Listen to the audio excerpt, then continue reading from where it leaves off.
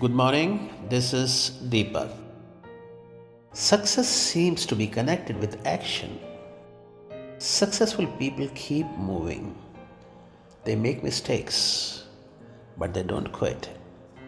Today, my topic of discussion is initiative. And I would start with the example of Clemens Wilson. He has always been an initiator. He began by selling magazines, newspapers, and popcorn.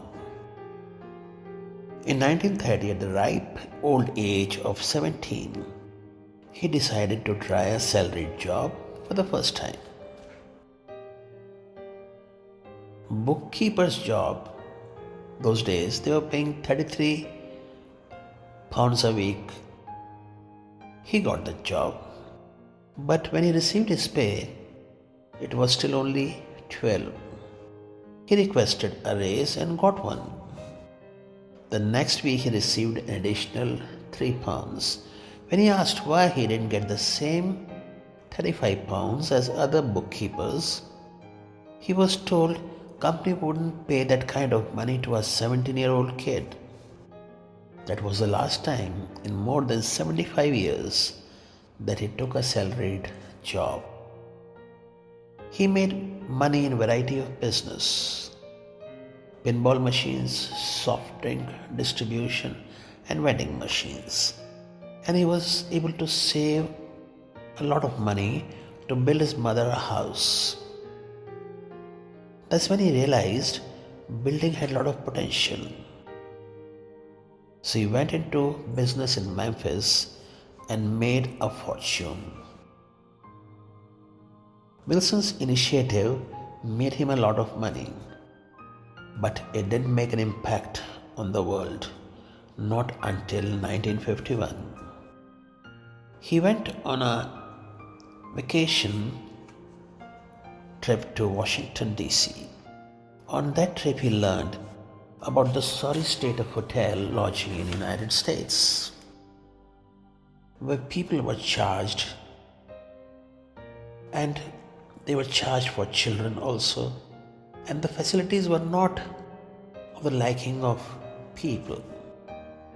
Most people would have complained and then forgotten about it.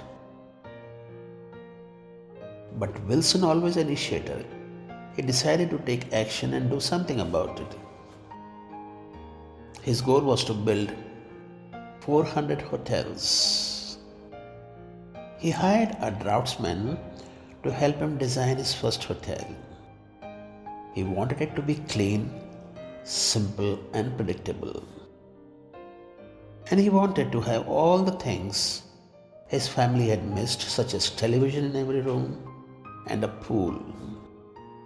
Next year, he opened his first hotel on the outskirts of Memphis. It was called Holiday Inn. By 1964, there were 500 Holiday Inns. In 1968, there were 1,000. Leaders are responsible for initiating a connection with their followers. They must always look for opportunities and be ready to take action. Napoleon Hill says, the starting point of all achievement is desire. There's an old saying, if you can, you will. Initiators don't wait for other people to motivate them. They know it is their responsibility to push themselves beyond their comfort zone. Theodore Roosevelt, he said, there's nothing brilliant or outstanding in my record, except perhaps this one thing. I do the things that I believe ought to be done. And when I make up my mind to do a thing, I act. Proactive people always take risks. The good news for initiator is that they make things happen. The bad news is that they make lots of mistakes. Thomas Watson, he remarked, The way to succeed is to double your failure rate. The greater the potential, the greater the chance of failure.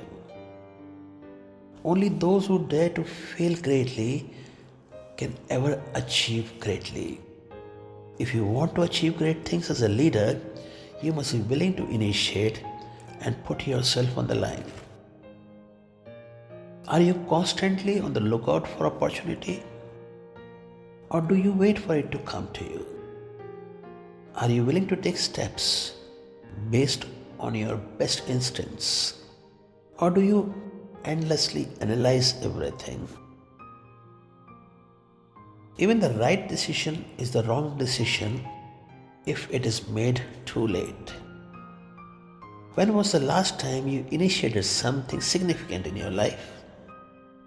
If you haven't pushed yourself lately and gotten out of your comfort zone, you may need to jumpstart your initiative. Remember this, opportunity doesn't come to the door knocking. You got to go out and look for it. It's one thing to see an opportunity. It's another to do something about it. As someone once quipped, everyone has a great idea in the shower, but only a few people step out, dry off, and do something about it.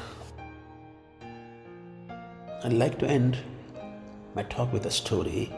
In 1947, Lester Wilderman was arbitrarily fired from his advertising job in New York. But the young man knew he could learn a lot from the head of the agency, Max Shakim. The next morning, Wilderman went back to his office and worked just as he had before, but without pay. Shakim ignored him for a month, but finally walked up to Wilderman and said, "Okay, you win. I never saw a man who wanted a job more than he wanted money." Wilderman went on to become one of the most successful advertising men of the century. He is known as the father of direct marketing. It will take a bold step from you today to reach your potential tomorrow. Take that step. And thank you for listening. Have a good day.